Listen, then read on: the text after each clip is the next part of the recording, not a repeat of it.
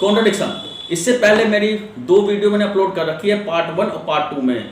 Part 1 और part 2 में मैंने काफ़ी अच्छा कॉन्ट्रडिक्शन के बारे में आपको एक्सप्लेन कर रखा है। इस वीडियो में आपको सेक्शन समेत विद एग्जाम्पल से आपको कॉन्ट्रडिक्शन समझाऊंगा। हेलो एवरीवन, मेरा नाम है एडवोकेट दलजीत सिंह। तो हम स्टार्ट करते हैं। स्टार्ट करने से पहले मैं आपको फिर 3 सेक्शन बताता हूँ। वैसे 2 सेक्शन लगते हैं, लेकिन एक सेक्शन को हम बीच में इन्वॉल्व करते हैं। फर्स्ट सेक्शन है 161 सीआरपीसी, और जो कि अब 180 बीएनएसएस हो चुका है। और दूसरा सेक्शन 164 सीआरपीसी, जो कि 183 बीएनएसएस हो चुका है। और तीसरा है 145 इंडियन एविडेंस एक्ट, जो कि 148 बीएसए हो चुका है। तो हम इन तीनों सेक्शनों को साथ लेकर मैं आपको एक्सप्लेन करके समझाऊंगा कि कॉन्ट्रडिक्शन कैसे कराना है। जब कोई केस पुलिस स्टेशन में फाइल होता है तो सबसे पहले एफआईआर होती है। एफआईआर होने के बाद जिस केस को पुलिस ऑफिसर के सामने हैंडओवर किया जाता है तो वो पुलिस उस केस का आईओ कहलाता है। जब पुलिस ऑफिसर के द्वारा उस केस से रिलेटेड काफ़ी विटनेस तैयार किए जाते हैं, यानी कि सर्च किए जाते हैं इन्वेस्टिगेशन के दौरान, तो उसे विटनेस कहते हैं। उस विटनेस का जब पुलिस स्टेशन में स्टेटमेंट होता है तो उसे 161 के बयान कहते हैं। और उस विटनेस का कोर्ट में जाके जब स्टेटमेंट होता है तो उसे 164 के बयान कहते हैं। और जब उस विटनेस को क्रॉस एग्जामिनेशन किया जाता है उसकी प्रीवियस स्टेटमेंट के द्वारा, तो उसे 145 इंडियन एविडेंस एक्ट या 148 बीएसए कहते हैं। उसमें हम कॉन्ट्रडिक्ट करते हैं, लेकिन जो प्रीवियस स्टेटमेंट होती है विटनेस की वो रिटर्न में होनी चाहिए।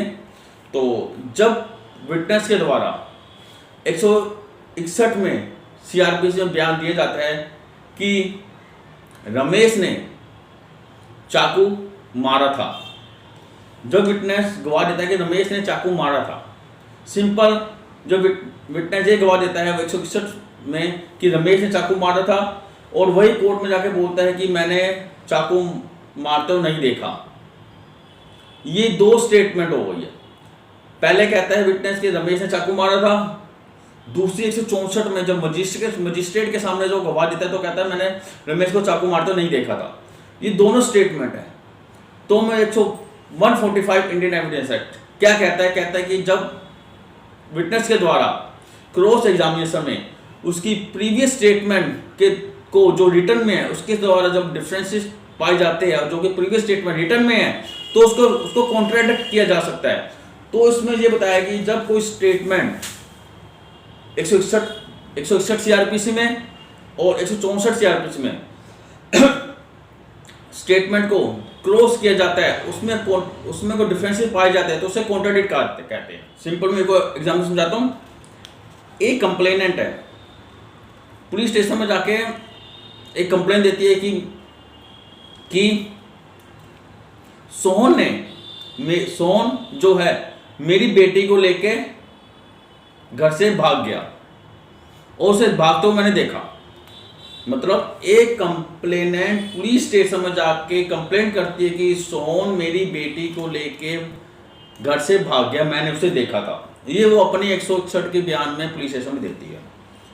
फिर जब उसकी स्टेटमेंट मजिस्ट्रेट के सामने रिकॉर्ड की जाती है तो वो कहती है कि मेरी लड़की तो घर से अपने आप ही गई थी। वहां उसने अपना बयान चेंज कर दिया। जो बयान चेंज किया, इसकी स्टेटमेंट फर्स्ट स्टेटमेंट 161 जो ने बोला कि सोहन बेटी को लेके घर से भाग गया, चली गई, मैंने देखा था, लेकिन 164 में वो उसी को डिनाई कर देती है। दोनों के स्टेटमेंट डिफरेंसेस पाए जाते हैं, इसको कॉन्ट्राडिक्ट कहा जाते हैं। तो जितने ज़्यादा हम अपने गवाहों से या कंप्लेनेंट से उसकी स्टेटमेंट में डिफरेंसेस या कॉन्ट्राडिक्ट करें, उतना ही ज़्यादा हमें अपने केस में फ़ायदा होता है।